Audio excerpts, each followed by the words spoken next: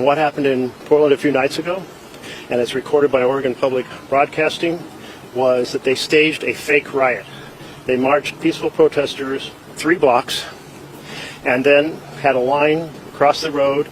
They had professional videographers behind them, and then they threw down pepper balls, flashbangs, which sound like gunfire going off, and tear gas. And of course, when you put tear gas, everybody moves and it looks like you have some kind of a riot going on. Totally fake.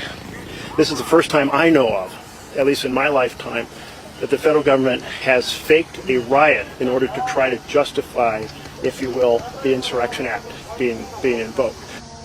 Around 8:15, a large number of federal officers came out of the ICE facility. There appeared to be significantly more federal law enforcement present than there were in previous nights. At first, it was pretty typical. They came out, sort of cleared the driveway for cars to come and go. That requires pushing the general public, the protesters, away from the driveway. But this time they were kind of, moment by moment, increasing that boundary. I was in the crowd reporting. They basically would take 10 steps, push the crowd down the road, pause, take 10 more steps, push them down the road. And it went like that for probably 15 or 20 minutes, I'd say. Eventually, they got the crowd all the way down to the intersection of Bond and Bancroft.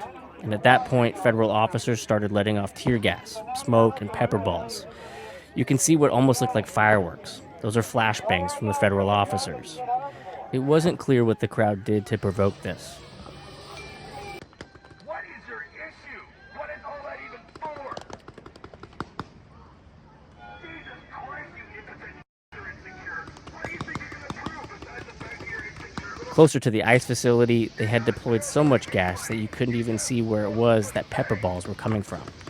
Again, we didn't observe anything in the crowd that might have triggered this large response from the federal officers.